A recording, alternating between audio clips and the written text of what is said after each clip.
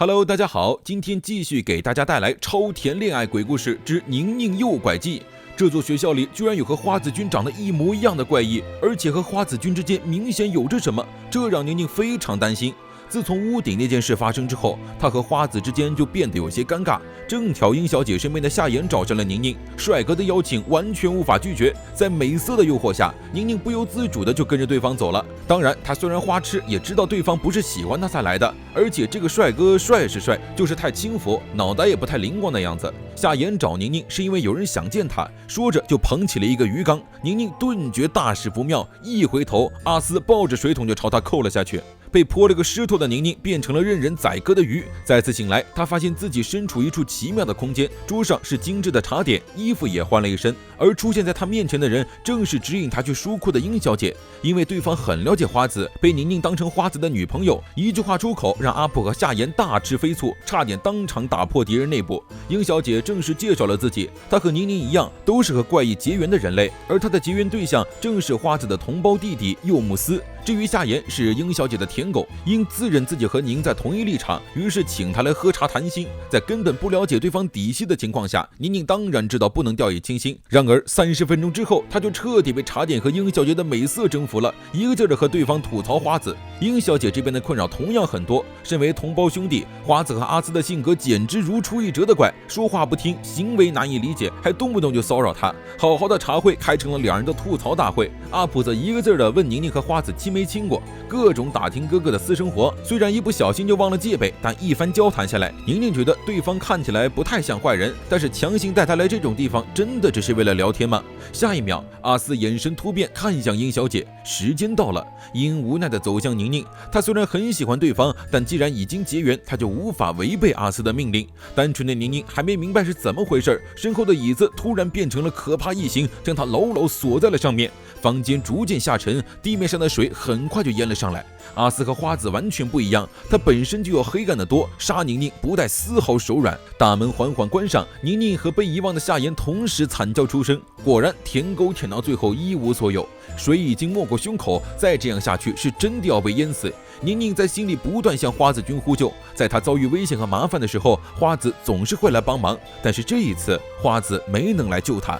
视线被一片黑暗淹没，不知道过了多久，宁宁被夏言叫醒，才发现他并没有死，而是来到了一片满是大门的奇怪空间。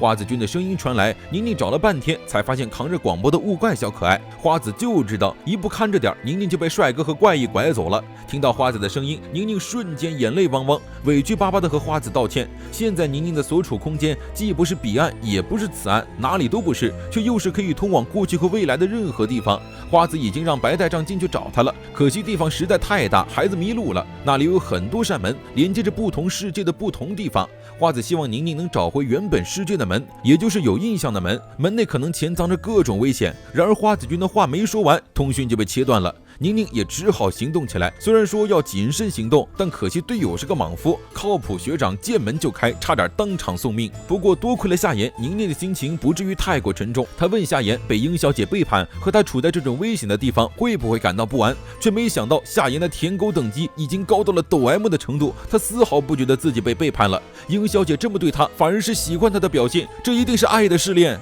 然而下一秒，乱开门的夏言就被怪物拖进了门里。像夏言这样乱开门肯定是不行的。落单的宁宁正想着有什么标志性的东西，就听见了一阵熟悉的音乐。他急忙跑过去，打开门一看，散之狂掉。他还以为自己是搞错了，雾怪拉着他去看背面，背面那扇门无比熟悉，正是旧校舍的门。宁宁打开门走进去一看，他已经身处旧校舍的教室里了。那阵无比熟悉的音乐，原来是学校的放学铃声。宁宁高兴的又蹦又跳，着实吓坏了躲在窗帘后面哭泣的少年。宁宁愣住了，少年居然是花子君，不应该说是还没变成花子君活着的柚木普。阿普的身上都是伤，宁宁蹲下来关心地问他怎么了，然而阿普却像是被惊吓到一样，抄起书包转身就跑。火箭形状的钥匙链不小心掉在地上，宁宁刚刚捡起，还没来得及还给对方，白账袋就已经找到了他。空无一人的教室里，日历倒在地上，上面标注的日期赫然是1969年7月18日。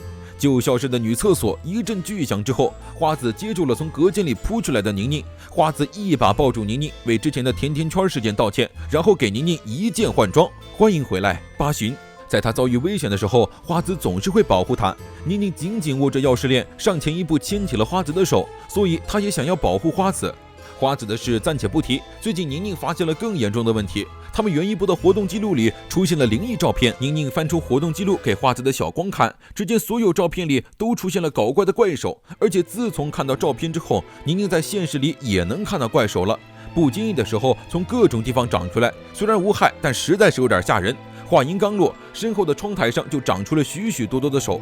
护花使者小光亲自出马，只见他气势汹汹地走上前，然后和怪手掰起了手腕。谁能想到对方不仅同意了，而且光速赢得了胜利。小光不禁感慨，这是多么凶恶的恶灵呐！但奇妙的是，在赢了掰手腕之后，怪手就消失不见了，同时其中一张照片里的手也消失了。看来这群手只是想要别人陪他玩而已。